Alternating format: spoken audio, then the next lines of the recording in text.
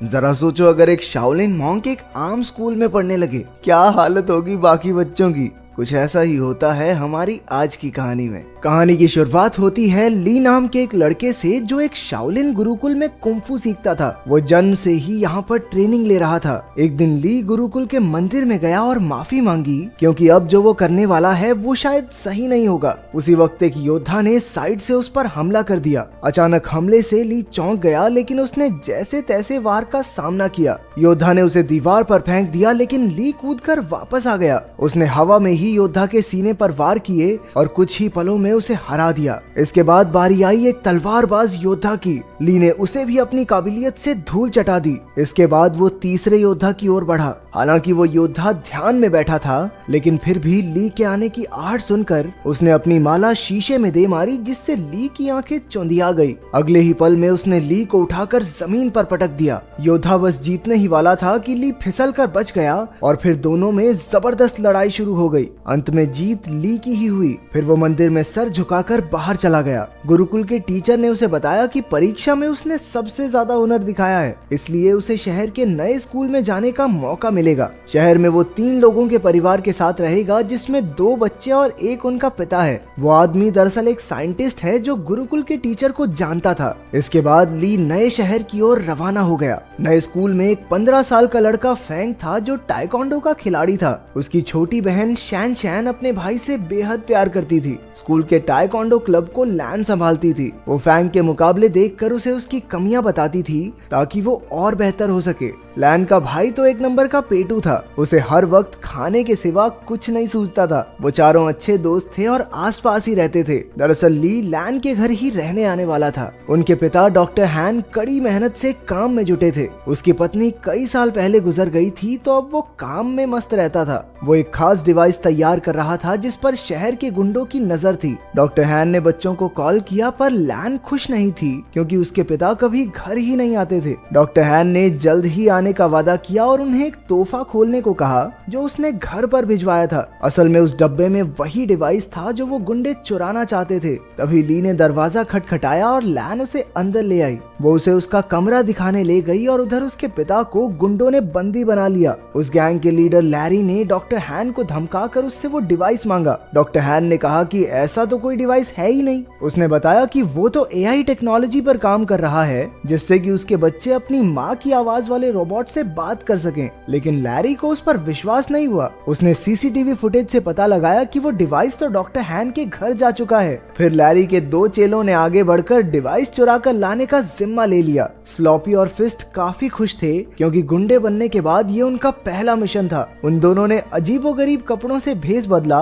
और लैन के घर के बाहर जाकर खड़े हो गए। उनमें से एक ने रात को अंदर घुसने का फैसला किया, लेकिन फिर दूसरा कहने लगा कि बच्चों ने स्कूल चले ही जाना है, दिन में चुरा लेंगे भाई, क्या हो गया। घर में ली नए शहर के तौर तरीके सीख रहा था। उसने लैन को टाइकोंडो मैच देखते हुए देखा, तो उसे भी ये खेल दिलचस्प लगा। रात को जब वो ध्यान में बैठा, तो यू की वीडियो गेम की वजह से उन दोनों में बहस छिड़ गई। लेकिन जल्द ही दोनों मिलकर वीडियो गेम का मजा उठाने लगे। उधर लैन ने अपने कमरे में जब वो तोहफे का डिब्बा खोला, तो उसमें एक पांडा की चेन निकली। वो नहीं जानती थी कि दरअसल ये पांडा वो पेन ड्राइव है, जिसके पीछे वो गुंडे कब से पड़े हैं। जब लैन ने बटन दबाया, तो पांडा ने उसे पासवर्ड रखने को कहा। तभी लैन ने कहा कि कैसा पासवर्ड, और अनजाने में यही पासवर्ड सेट हो गया। फिर पांडा को ऑन करने पर उसे पता चला कि उसमें उसकी माँ की आर्टिफिशियल इंटेलिजेंस वाली आवाज है। अगली सुबह ली यू और लैन के साथ स्कूल के पहले दिन के लिए निकल पड़ा। उन दोनों गुंडों ने बच्चों को बाहर जाते देखा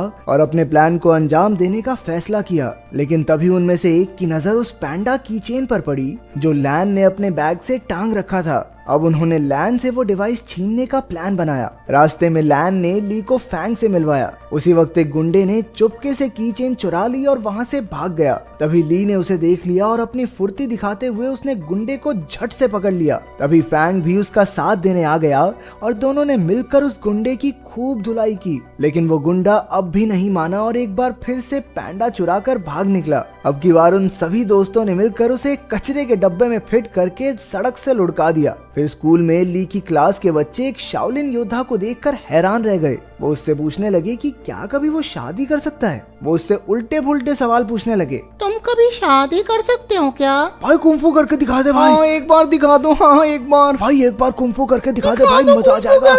आखिरकार टीचर ने उन्हें शांत करके कहा कि ये सब खेलने के पीरियड में करना। खेलने के पीरियड में उनके कोच ने बताया कि अगले महीने उनकी चुस्ती फुर्ती की जांच होगी और जो कोई इसमें पास नहीं होगा वो अगली क्लास में नहीं जा सकता। ये सुनते ही यू की हालत पतली हो गई क्योंकि वो बहुत मोटा था। भगवान जानता है भाई साहब कितनी मुश्किल से चलते थे। फिर कोच ने सबसे 100 मीटर की दौड़ लगवाई। ली ने तो समय से पहले ही 2 चक्कर पूरे कर लिए, जबकि बाकी बच्चे अभी पहले चक्कर में ही थे। इसके बाद उन्हें पुशअप्स करने के लिए कहा गया, जिसमें अपना ली पहले से ही माहिर था। उसने 100 से भी ज्यादा पुशअप्स किए और बाकी बच्चों से तो 2 भी नहीं हुए। बाद में तो उसने एक हाथ से पुशअप्स करने शुरू कर दिए। उसकी काबिलियत देखकर सभी बच्चे कूदने लगे। फिर बारी आई ऊंची छलांग लगाने की। ये तो ली के बाएं हाथ का खेल था। बेचारा यू तो मुंह के बल नीचे गिर पड़ा। वहाँ डॉक्टर हान की लैब में लैरी ने उन्हें कुर्सी से बांध रखा था और उसे गोल्फ बॉल से पीट पीट कर परेशान कर रहा था। रात को वो दोनों गुंडे मौका देखकर लैन के घर में घुस आए।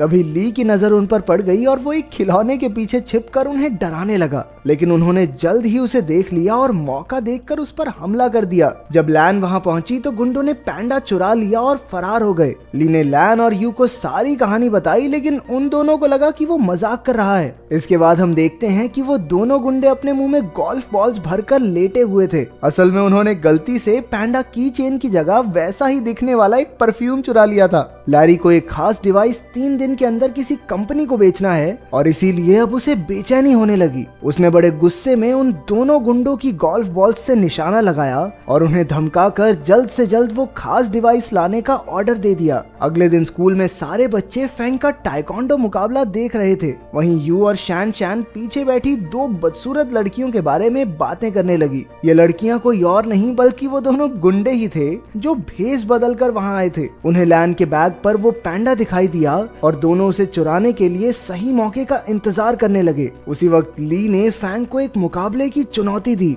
इस मजेदार मुकाबले को देखने के लिए सभी बच्चे भागकर आगे चले गए। अब सही मौका देखकर गुंडों ने बैग से पैंडा चुराने की कोशिश की, लेकिन इस चक्कर में उनके नकली बाल वहीं फंस गए। उधर मुकाबले में फैंग और ली में जबरदस्त टक्कर हो रही थी। दोनों ही एक दूसरे पर भारी पड़ रहे थे। आखिरकार दोनों ने एक दूसरे को ना मारने का फैसला किया और मुकाबला खत्म हुआ। उसी वक्त सबने पीछे मुड़कर उन दोनों गुंडों को पहचान लिया। बच्चों ने मिलकर उन पर हमला बोल दिया, लेकिन इस बार वो एक बच्ची को मारने की धमकी देकर पैंडा डिवाइस लेकर भाग गए। फिर बच्चे मिलकर प्रिंसिपल के पास गए और पुलिस को बुलाकर सारा माजरा समझाया। वहीं ली खुद को इस सब का जिम्मेदार समझ रहा था, क्योंकि अगर उसने फैंग को चुनौती नहीं दी होती तो लैन अपने बैग से दूर ही न जाती। लेकिन बाकी बच्चों ने उसे दिलासा दिया कि ऐसा नहीं सोचना चाहिए। आखिरकार लैरी के हाथ वो डिवाइस लग गया और उसके जरिए उसने कंप्यूटर पर एक प्रोग्राम चलाया, लेकिन उसे इस्तेमाल करने के लिए पासवर्ड की जरूरत थी, ये वो नहीं जानता था। उसने कुछ प्रोग्रामर्स को बुलाकर लॉक खोलने के लिए कहा, लेकिन पूरा दिन बीतने पर भी कुछ हाथ नहीं लगा। अब लैरी के गुस्से की सभी हदें पार हो गई थी। तभी उसने डॉक्टर हैन के फोन पर उसकी बेटी का मैसेज देखा। लैन चाहती थी कि उसके पिता उसके जन्मदिन के लिए कल घर आ जाएं। लैरी ने डॉक्टर हान की तरफ से कल पार्टी में पहुंचने का वादा कर दिया। अगले दिन लैन और उसके दोस्त जन्मदिन की पार्टी की तैयारी कर रहे थे। बाकी सब लैन को घर में अकेला छोड़कर उसके लिए तोहफे लेने गए। तभी लैन को उसके पिता का मैसेज मिला कि वो घर के बाहर आ गया है, लेकिन जैसे ही वो बाहर निकली उसे किसी ने अगवा कर लिया और गाड़ी में डालकर ले गया। उसी वक्त ली और उसके दोस्तों ने लैन को वैन में देखा और अपनी साइकिल्स लेकर उसका पीछा करने लगे। अंत में सब डॉक्टर हान की लैब में पहुंचे और लैन को ढूंढने लगे। वहीं लैरी और उसके बिजनेस पार्टनर में बहस छिड़ी हुई थी, क्योंकि लैरी उस खास डिवाइस को कल बेचने वाला था, लेकिन अब तक उसे उसका पासवर्ड तो पता नहीं। अब लैरी गुस्से में लैन के गले पर चाकू रखकर उससे पासवर्ड पूछने लगा। लैन ने जवाब दिया, कैसा पासवर्ड? और उसी वक्त वो प्रोग्राम चालू हो गया। बाहर शुरुआत वाले दोनों गुंडे अड्डे की रखवाली कर रहे थे। ली और फैंग ने उन पर हमला करके उन्हें कुछ ही पलों में चित कर दिया, लेकिन इसके बाद उनका सामना हुआ लैरी के आदमी ब्रैडली से। वो भी एक खतरनाक फाइटर था, इसलिए ली और फैंग मिलकर भी उसे हरा नहीं पा रहे थे। अंदर लैब में लैरी की डील पक्की होने ही वाली थी कि उसी वक्त यू ने आकर चुपके से अपनी बहन और पिता को रिहा कर दिया। ली ने भी वहां पहुंचकर गुंडों का मुकाबला किया। उसी वक्त लैरी पेन ड्राइव वाला बैग लेकर बाहर की ओर भागा, लेकिन डॉक्टर हान, यू और लैन ने मिलकर उसकी धुलाई कर दी। ली एक बार फिर से ब्रैडली के साथ मुकाबला करने में फैंग का साथ देने पहुंच गया। आखिरकार वो दोनों मिलकर उसे हराने में कामयाब हो गए। अंत में पुलिस भी वहां पहुंच गई और सारे गुंडों को पकड़ लिया। बाद में ली और यू को उनकी बहादुरी के लिए प्रिंसिपल ने मेडल दिए। अगर वीडियो पसंद आई तो लाइक कर देना, चैनल को सब्सक्राइब कर देना। मिलते हैं अगली वीडियो में।